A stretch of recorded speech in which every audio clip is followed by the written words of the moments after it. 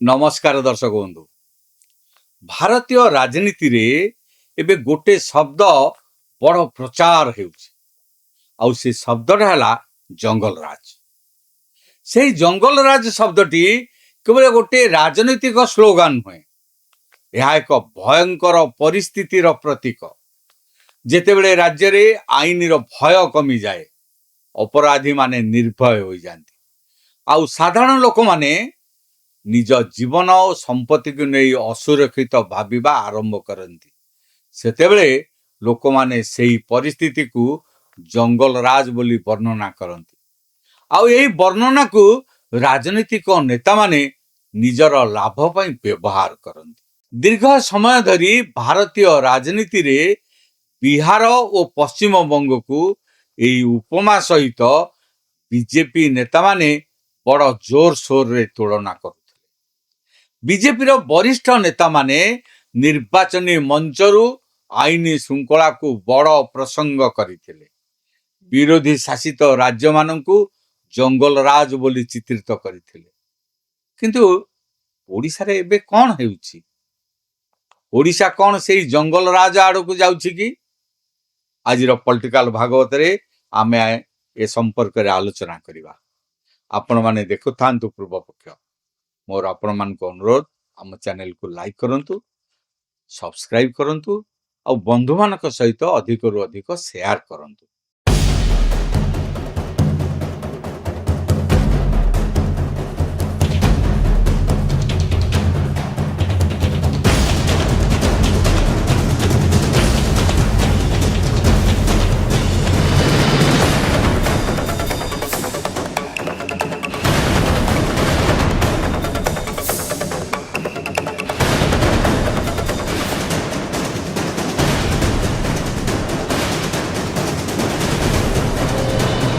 आज ओडिशार कोणे अनुकोण रे गोटे प्रश्न उठुछि।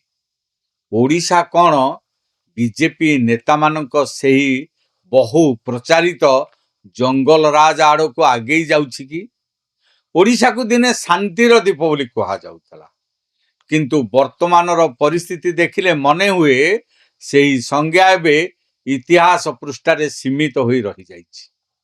जो राज्य को दीर्घ समय धरी शांतिपूर्ण और सामाजिक समन्वयर उदाहरण भाव देखा जाउतिला, सेही राज्य रे एबे दिन दी प्रहर रे हत्या, महिला उपरे अत्याचार, संगबद्ध हिंसा और साइबर अपराध हार वृद्धि लोक मानकु चिंतारे पकई देछि। सबठारु बड़ कथा कोन जानिछंती? एही चिंता केवल विरोधी दलर अभियोग नुहे, खोद राज्य सरकार श्वेतपत्र ओडिशार आईन श्रृंखला परिस्थिति उपरे गंभीर प्रश्न उठाई। 2026 मार्च 26 तारिख रे विधानसभा रे उपस्थापित होइतिबा एही तथ्य दर्शाउछि जे ओडिशार अपराध हार निरंतर बढ़िबारे लागिछि। हिंसात्मक अपराध रे ओडिशा एबे अलड़ा रेकर्ड सृष्टि करिछि। एही हिंसात्मक अपराध रे ओडिशा भारत रे प्रथम स्थान अधिकार करिछि। केवल हिंसात्मक अपराध नुहे, महिला मानक विरोध रे हेउथिबा अपराध रे मध्य ओडिशा द्वितीय स्थान अधिकार करिछि। किभली शासन चलिछि, किभली अपराध नियंत्रण हेउछि, ताहा सरकारक श्वेतपत्र सरकारक आईना देखाइछि। भारतीय राजनीति रे आईन श्रृंखला सबुबेले एक बड़ निर्वाचनी प्रसंग रही आसीछि। विशेष करी बिहार जंगल राज शब्दटी दीर्घ समय धरी राजनीतिक चर्चार केन्द्र रे रही। पश्चिम बंग रे निर्वाचनी हिंसा, राजनीतिक हत्या और संघर्ष को नहीं मध्य बहुत चर्चा हेउथिला। बीजेपी एही प्रसंग गुड़ी को जोरदार भावे उठाइथिला, निजको कठोर आईन श्रृंखलार पक्षपाती भावे प्रस्तुत करथिला। किंतु ओडिशा रे कोन हेउछि? ओडिशा रे तो एबे 2 वर्ष हला बीजेपी सरकार रहिछि। जेतेबेले गोटे दल शासन को आसे, सेतेबेले ताहार दायित्व केवल विरोधी को समालोचना करिबारे सीमित रहे नाही। लोक माने फलाफल देखिबा को चाहंती। ओडिशा रे बीजेपी शासन को आसीबा परे लोक माने आशा बांधी बसिथिले राज्य रे अपराध हार कमिबो, पुलिस व्यवस्था शक्तिशाली हेबो, ମହିଳା ସୁରକ୍ଷାରେ ଉନ୍ନତି ଆସିବ, କିନ୍ତୁ ଫଳ ଓଲଟା ହେଉଛି। ଅପରାଧ ହାର ଦିନକୁ ଦିନ ବଢ଼ିବାରେ ଲାଗିଛି। ପୋଲିସ ବ୍ୟବସ୍ଥା ଦୁର୍ବଳ ହେଉଛି। ମହିଳା ଏବେ ଅସୁରକ୍ଷିତ ଅବସ୍ଥାରେ ଜୀବନ ଯାପନ କରୁଛନ୍ତି। ରାଜ୍ୟରେ ଯେପରି ଭୟହୀନ ଭାବରେ ଅପରାଧ ଘଟିବାରେ ଲାଗିଛି, ଏହା ଦେଖାଉଛି ଯେ ପରିସ୍ଥିତି ତାହାର ପ୍ରତିକୂଳ ଦିଗକୁ ବହୁତ ଜୋରରେ ଆଗେଇ ଚାଲିଛି। ଏହା ଲୋକଙ୍କ ମନରେ ଏକ ପ୍ରଶ୍ନ ସୃଷ୍ଟି କରିଛି। ସ୍ଲୋଗାନ ଦେବା ସହଜ, କିନ୍ତୁ ଶାସନ ଚଳାଇବା କ'ଣ ତାଠାରୁ ଅଧିକ କଠିନ? ଏ ପ୍ରଶ୍ନର ଉତ୍ତର ବିଜେପି ନେତାମାନେ ଓ ବିଜେପି ସରକାର ଦେବା ଉଚିତ। ମାର୍ଚ୍ଚ 26 ତାରିଖରେ ବିଧାନସଭାରେ ଉପସ୍ଥାପିତ ଶ୍ବେତପତ୍ର ଓଡ଼ିଶାର ବର୍ତ୍ତମାନର ସ୍ଥିତିକୁ ସ୍ପଷ୍ଟ କରିଦେଇଛି। ତଥ୍ୟ ଅନୁସାରେ 2025 ମସିହାରେ ରାଜ୍ୟରେ ମୋଟ ଚିହ୍ନିତ ଅପରାଧ ସଂଖ୍ୟା 2,29,881ରେ ପହଞ୍ଚିଛି। ଏହା ପୂର୍ବ ବର୍ଷ ତୁଳନାରେ 7.36% ଅଧିକ। ବଡ଼ ଚିନ୍ତାର ବିଷୟ। ଏହି ବୃଦ୍ଧି କେବଳ ଏକ ସାଧାରଣ ସଂଖ୍ୟା ନୁହେଁ, ଏହା ରାଜ୍ୟର ସାମାଜିକ ସୁରକ୍ଷା ପ୍ରଣାଳୀ ଉପରେ ପ୍ରଶ୍ନ ଉଠାଉଛି। ଅପରାଧ ବୃଦ୍ଧିର ଅର୍ଥ ହେଉଛି ଅପରାଧୀଙ୍କର ଆତ୍ମବିଶ୍ୱାସ ବଢ଼ିଛି, କାରଣ ଆଇନର ଭୟ କମିଯାଇଛି। ପୋଲିସର କ୍ଷମତା ଉପରେ ଏବେ ପ୍ରଶ୍ନବାଚୀ ସୃଷ୍ଟି ହୋଇଛି। ନ୍ୟାୟ ପ୍ରଣାଳୀର ଧୀରଗତି ଜନସାଧାରଣଙ୍କ ମନରେ ଅସୁରକ୍ଷା ଭାବ ବୃଦ୍ଧି ପାଉଛି। ସରକାର ଏହି ପରିସ୍ଥିତିକୁ ପ୍ରାୟ ଶାନ୍ତିପୂର୍ଣ୍ଣ ବୋଲି କହୁଥିଲେ ମଧ୍ୟ ସାଧାରଣ ଲୋକଙ୍କ ଅନୁଭବ ଏହାଠାରୁ ଭିନ୍ନ। ଲୋକମାନେ ଆଜି ଦିନ ଦ୍ୱିପ୍ରହରରେ ଘଟୁଥିବା ହତ୍ୟାକାଣ୍ଡ ଦେଖୁଛନ୍ତି। ରାଜଧାନୀ ଉପକଣ୍ଠରେ ମଧ୍ୟ ଲୋକମାନେ ସୁରକ୍ଷିତ ଭାବୁନାହାନ୍ତି ନିଜକୁ। ଶ୍ବେତପତ୍ର ଅନୁସାରେ 2025 ମସିହାରେ ହତ୍ୟା ମାମଲା 3.65% ବୃଦ୍ଧି ପାଇ 1304ରେ ପହଞ୍ଚିଛି। ଏହାର ଅର୍ଥ ପ୍ରତି 6 ଘଣ୍ଟା 7 ମିନିଟରେ ଜଣେ ବ୍ୟକ୍ତିଙ୍କୁ ହତ୍ୟା କରାଯାଉଛି।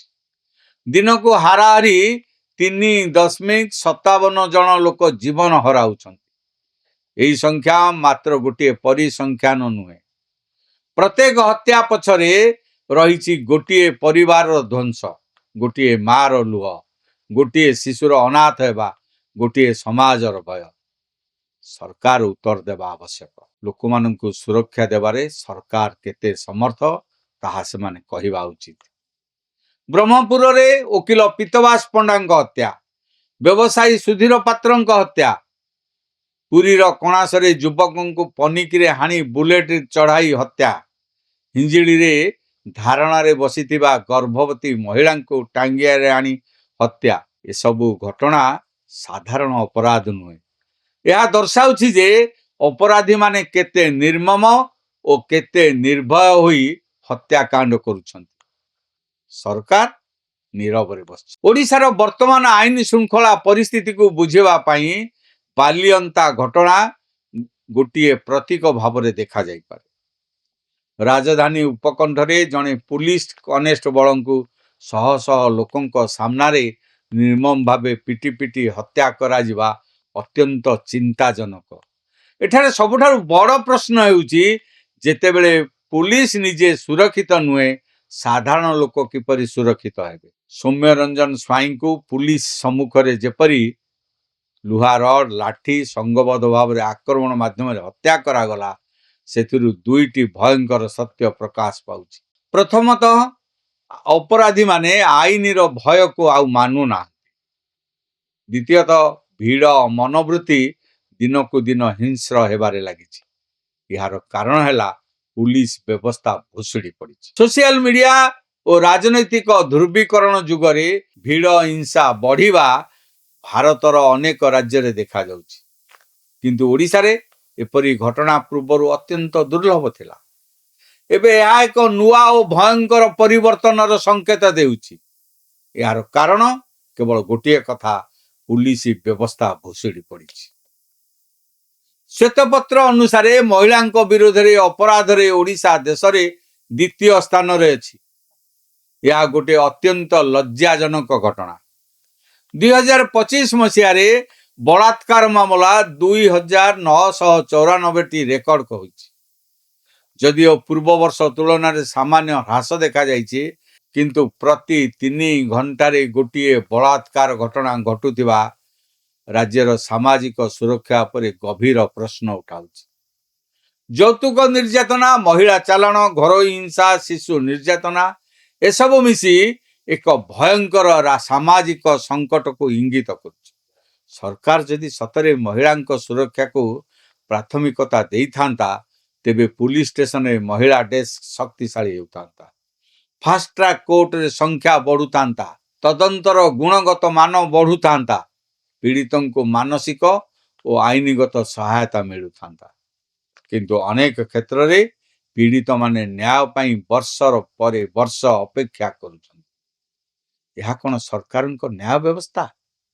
आईन मंत्री ए संपर्क रे उत्तर देवा आवश्यक।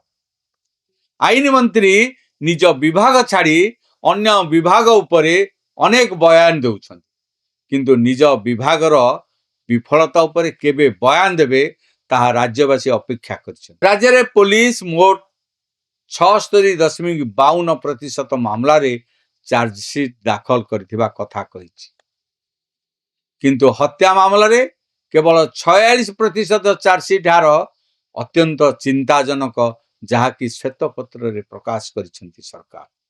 यार अर्थ हेउछि तदंत प्रक्रिया अत्यंत दुर्बल, प्रमाण संग्रह रे पुलिस रा असफलता, फोरेंसिक सुविधार अभाव, मामला तदंत रे विलंब, साक्षी सुरक्षार अभाव एसबू सरकारंकर विफलता को दर्शाउछि। जेतेबेले अपराधी जानी जाए जे वर्तमानर न्याय व्यवस्था रे शास्ति पाइबार आशंका कम रही, सेतेबेले अपराधर भय मध्य कमी जाए।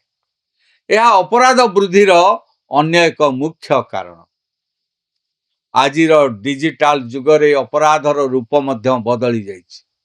श्वेतपत्र अनुसार साइबर अपराध 12.07% वृद्धि पाई 2803 रे पहुंची। यह मध्यरु अधिकांश अर्थनैतिक ठकेई सह संपर्कित। लोक माने ओटीपी ठकेई, यूपीआई फ्रॉड, नकली लोन आप, सोशल मीडिया हैकिंग, साइबर अपराध रे पुलिस रो प्रस्तुति ए जाबत यथेष्ट नुहे। ग्रामीण अंचल रे लोक माने डिजिटल ज्ञानर अभाव सहजरे ठकेईर शिकार हेउछन।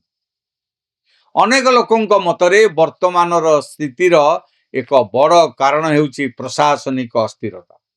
राज्य रे पूर्णकालीन गृह सचिव नथिबा कथा आलोचनार केन्द्रबिंदु होइछि। गृह विभाग हेउछि राज्यर आईन श्रृंखलार मुख्य नियंत्रक। जदि सेही विभागर नेतृत्व स्थिर नुहे तेबे पुलिस प्रशासन रे मध्य अस्थिरता देखा जिबा स्वाभाविक कथा। ता सहित पुलिस महानिर्देशकंकर अवसरर पूर्व अवस्था और प्रशासनिक अनिश्चितता को नहीं मध्य चर्चा हेउछि। एपरि स्थिति रे दीर्घ मियादी योजना तुलन में अल्प मियादी परिचालन को अधिक गुरुत्व दिया जाए। राज्यर अनेक स्थान रे पुलिस कर्मचारी संख्या आवश्यक तुलन में कम रही, जहा फल रे तदंत ठिकणा भाव रे होई पारुना। पुलिस को आईन श्रृंखला सहित वीआईपी ड्यूटी, निर्वाचन ड्यूटी, पर्वपर्वाणी सुरक्षा अन्यान्य काम करिया पड़ुछि। साइबर अपराध बढ़ुतिबा सत्वे अनेक जिले में यथेष्ट साइबर फोरेंसिक सुविधा नहीं। पुलिस रो स्वाधीनता उपरे राजनैतिक प्रभाव थिबा अभियोग नुआ नुहे। जेपर्यंत पुलिस व्यवस्था को आधुनिक और स्वाधीन कराजिब नाही, से पर्यंत केवल कठोर भाषण दे अपराध नियंत्रण करी हेब नाही। अपराध केवल पुलिस बा प्रशासनर समस्या नुहे, यह समाजर मनोवृत्ति सह मध्य जड़ित। आज सोशल मीडिया रे हिंसा को ग्लैमराइज करा जाउछि। छोट छोट विवाद मध्य मरणांतक आकार नेउछि। युवपीढ़ी मानक मध्य रे असहिष्णुता बढ़ुछि। बेकारी, निशा सेवन, असमानता, द्रुत धनी हेबार मनोवृत्ति मध्य अपराध वृद्धिर अन्य एक कारण। गंजाम, खोर्धा, कटक सहरांचल रे युव गैंग संस्कृति बढ़ुथिबा नहीं चिंता एबे बढ़िछि। केवल उपकूल ओडिशा नुहे, पश्चिम ओडिशा रे मध्य जेउठारे शिल्पायन रही, सेठारे आईन श्रृंखला परिस्थिति ବିଗିଡ଼ି ଯାଇଛି। ସେଠାରେ ମଧ୍ୟ ହତ୍ୟା ଏବଂ ଅପହରଣ ଦିନକୁ ଦିନ ବଢ଼ିବାରେ ଲାଗିଛି। ରାଜ୍ୟର ବିରୋଧୀ ଦଳ ଆଇନ ଶୃଙ୍ଖଳା ପ୍ରସଙ୍ଗକୁ ସରକାର ବିରୋଧରେ ମୁଖ୍ୟ ଅସ୍ତ୍ର ଭାବେ ବ୍ୟବହାର କରୁଛନ୍ତି। କିନ୍ତୁ କେବଳ ରାଜନୈତିକ ଆକ୍ରମଣରେ ଏହା ସମାଧାନ ହେବ ନାହିଁ। ଯେକୌଣସି ଗଣତନ୍ତ୍ରରେ ଆଇନ ଶୃଙ୍ଖଳା ଏକ ସାମୂହିକ ଦାୟିତ୍ୱ। ସରକାରଙ୍କୁ ପ୍ରଶାସନିକ କାର୍ଯ୍ୟକୁଶଳତା ଦେଖାଇବାକୁ ପଡ଼ିବ। ବିରୋଧୀଙ୍କୁ ଗଠନମୂଳକ ପ୍ରସ୍ତାବ ଦେବାକୁ ପଡ଼ିବ। ଆବଶ୍ୟକ ହେଲେ ସରକାରଙ୍କ ସହିତ ହାତ ମିଳାଇବାକୁ ପଡ଼ିବ। ସମାଜକୁ ହିଂସା ବିରୋଧରେ ସଚେତନ ହେବାକୁ ପଡ଼ିବ। ମିଡିଆକୁ ଦାୟିତ୍ୱପୂର୍ଣ୍ଣ ଭୂମିକା ନେବାକୁ ପଡ଼ିବ। ରାଜ୍ୟରେ ଆଇନ ଶୃଙ୍ଖଳା ଯେକୌଣସି ସରକାରଙ୍କ ପାଇଁ ସବୁଠାରୁ ବଡ଼ ପରୀକ୍ଷା। ଲୋକମାନେ ସଡ଼କ, ବିଦ୍ୟୁତ, ପାଣି ଠାରୁ ଆଗରେ ସୁରକ୍ଷା ଚାହାନ୍ତି। ଯଦି ରାଜ୍ୟରେ ଅପରାଧ ଏଭଳି ବଢ଼ି ଚାଲିବ ତେବେ ଏହାର ରାଜନୈତିକ ପ୍ରଭାବ ନିଶ୍ଚୟ ପଡ଼ିବ। 2029 ନିର୍ବାଚନରେ ବିରୋଧୀ ଦଳମାନେ ଏହି ପ୍ରସଙ୍ଗକୁ ବଡ଼ ଅସ୍ତ୍ର କରିପାରନ୍ତି। ଲୋକମାନେ ଏବେ କେବଳ ଭାଷଣ ନୁହେଁ, ଫଳାଫଳ ଦେଖିବାକୁ ଚାହାନ୍ତି। ଓଡ଼ିଶା ଐତିହାସିକ ଭାବେ ଏକ ଶାନ୍ତିପୂର୍ଣ୍ଣ ରାଜ୍ୟ ଭାବେ ପରିଚିତ। ଏଠାରେ ସାମାଜିକ ସମ୍ପ୍ରୀତି ଓ ସହଯୋଗର ପରମ୍ପରା ରହିଥିଲା। କିନ୍ତୁ ଗତ କିଛି ମାସର ଘଟଣାବଳୀ ଏକ ନୂଆ ଚିନ୍ତା ସୃଷ୍ଟି କରିଛି। ଯେତେବେଳେ ହତ୍ୟା, ମହିଳା ନିର୍ଯାତନା, ସାଇବର ଠକେଇ, ସଂଘବଦ୍ଧ ହିଂସା ବଢ଼ିବା ଆରମ୍ଭ କରେ ସେତେବେଳେ ଏହାକୁ କେବଳ ସଂଖ୍ୟା ଭାବେ ଦେଖିଲେ ହେବ ନାହିଁ। ଏହା ଏକ ସତର୍କ ସଂକେତ। ସରକାରଙ୍କ ପାଇଁ ଏହା ଏକ ବଡ଼ ପରୀକ୍ଷା। ଲୋକମାନେ ଆଜି ଉତ୍ତର ଚାହୁଁଛନ୍ତି। କାହିଁକି ଅପରାଧ ବଢ଼ୁଛି? କାହିଁକି ଅପରାଧୀ ନିର୍ଭୟ? କାହିଁକି ନ୍ୟାୟ ବିଳମ୍ବିତ? କାହିଁକି ମହିଳାମାନେ ସୁରକ୍ଷିତ ନିଜକୁ ଭାବୁନାହାନ୍ତି? ଏହି ପ୍ରଶ୍ନ ଗୁଡ଼ିକର ଉତ୍ତର କେବଳ ରାଜନୈତିକ ଭାଷଣରେ ନୁହେଁ, କାର୍ଯ୍ୟରେ ମିଳିବା ଉଚିତ। ଓଡ଼ିଶା ଏବେ ଏକ ନିର୍ଣ୍ଣାୟକ ଦିଗରେ ଠିଆ ହୋଇଛି। ଏଠାରୁ ରାଜ୍ୟ ଆଉ ଅଧିକ ସୁରକ୍ଷିତ ଓ ଆଧୁନିକ ହୋଇପାରେ, କିମ୍ବା ଅବହେଳା ଚାଲିଥିଲେ ଲୋକଙ୍କ ମନରେ ଜଙ୍ଗଲରାଜ ଭୟ ଆହୁରି ଗଭୀର ହୋଇପାରେ। ସମୟ ଏବେ ମଧ୍ୟ ରହିଛି। ପ୍ରଶ୍ନ ହେଉଛି, ସରକାର ଏହି ସତର୍କ ସଂକେତକୁ ଗମ୍ଭୀରତାର ସହ ନେବେ କି? ଆପଣମାନଙ୍କୁ କ'ଣ ଲାଗୁଛି? ଆପଣମାନଙ୍କ ମତାମତ କମେଣ୍ଟ ବକ୍ସରେ ନିଶ୍ଚୟ ଜଣାଇବେ। ଯଦି ଆମ ବିଶ୍ଳେଷଣ ଆପଣମାନଙ୍କୁ ଭଲ ଲାଗିଥାଏ ତେବେ ଏହାକୁ ଲାଇକ୍ କରିବେ, ବନ୍ଧୁମାନଙ୍କ ସହିତ ଅଧିକରୁ ଅଧିକ ସେୟାର କରିବେ ଆଉ ବେଲ୍ ଆଇକନ୍କୁ ଦବାଇ ଏହାକୁ ସବସ୍କ୍ରାଇବ୍ କରିବେ। ଆଜି ପାଇଁ ଏତିକି। ରହୁଛି। ନମସ୍କାର।